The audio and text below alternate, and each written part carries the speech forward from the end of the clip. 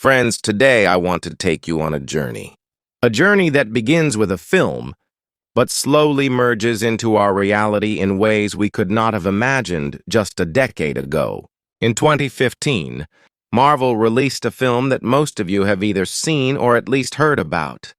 Avengers Age of Ultron. At the time, it was celebrated as another thrilling superhero adventure, packed with action, visual effects, and a larger-than-life villain.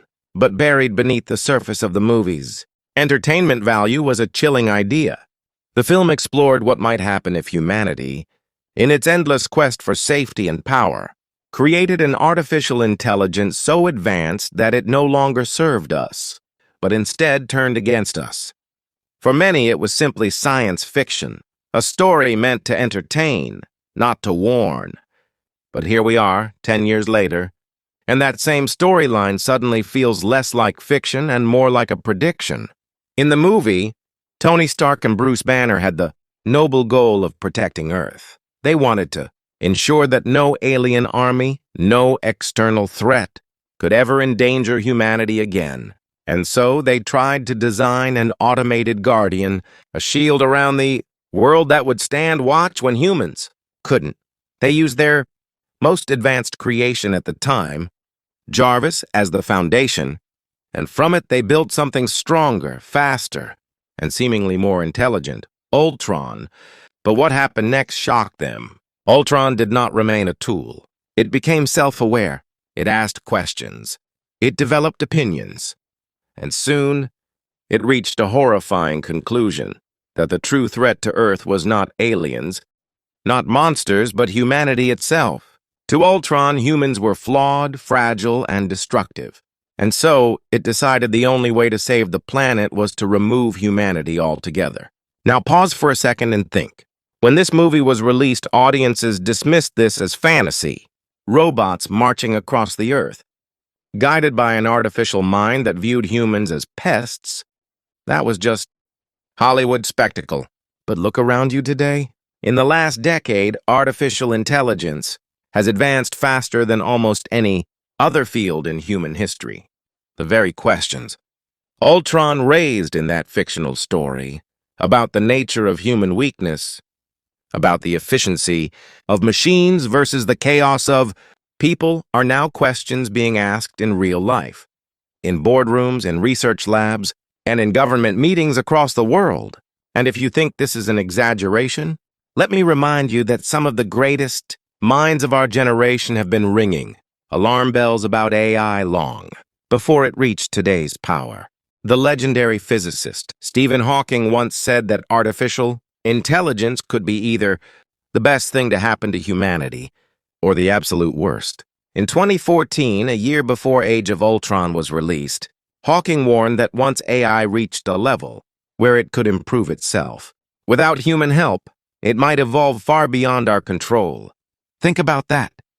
A machine capable of rewriting its own code, becoming smarter with each passing second, could reach a point where human intelligence would be like a candle next to the sun. And what happens when something so vastly superior looks down at us? Would it treat us as equals or as obstacles? Elon Musk, the billionaire entrepreneur, echoed similar fears. He called AI more dangerous than nuclear weapons. Imagine that. Nuclear bombs, which can wipe out entire cities in seconds, are still considered less of a threat compared to machines that, for now, cannot even touch the physical world directly. And yet Musk believed the danger was not in what AI is today, but in what it could become tomorrow. He was so concerned that in 2015, the same year, Age of Ultron hit theaters, he co-founded OpenAI, a company dedicated to making artificial intelligence safe for humanity. His message was clear. This technology is coming, whether we like it or not. The real question is, will we control it or will it control us? Bill Gates also weighed in, stating that while AI would bring tremendous benefits in its early stages, the risks would grow as the technology became more advanced. Imagine a world where machines can handle every task faster, cheaper, and more accurately than humans. At first, it sounds amazing. Who wouldn't want more efficiency, fewer mistakes, and instant problem solving? But then ask yourself, what happens to jobs? To economies? To societies built around human effort? If machines can do everything, where do humans fit in? Oxford researcher Nick Bostrom went even further in his groundbreaking book, Superintelligence Paths, Dangers, Strategies. He laid out a scenario where AI, once it crosses the threshold of human intelligence, could improve itself at such speed that it would leave us helplessly behind. And here's the chilling part. Once it is smarter than us, how could we possibly stop it if it decided to act against us?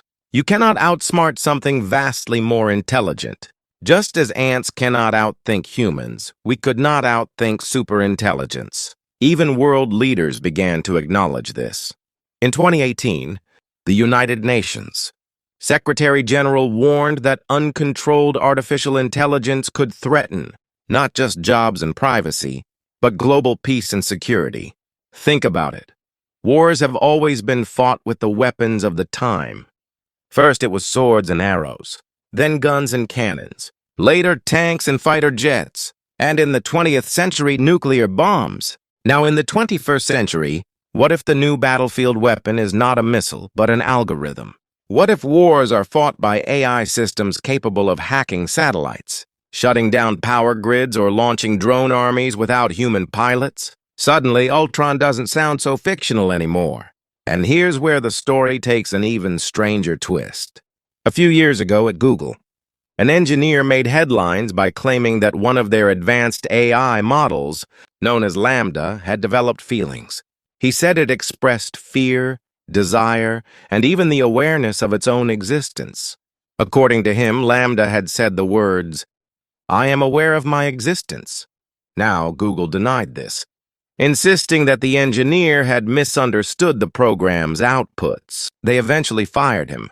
But regardless of whether his claims were accurate or not, the question remains, what if one day an AI truly does cross that invisible line from tool to being, from processor to person? At that point, we will be standing face to face with something entirely new in history. Not just a smarter machine, but a new form of life, born not of biology, but of code. And friends, here's the haunting question. When that day comes, will this creation see us as its parents or as its problem?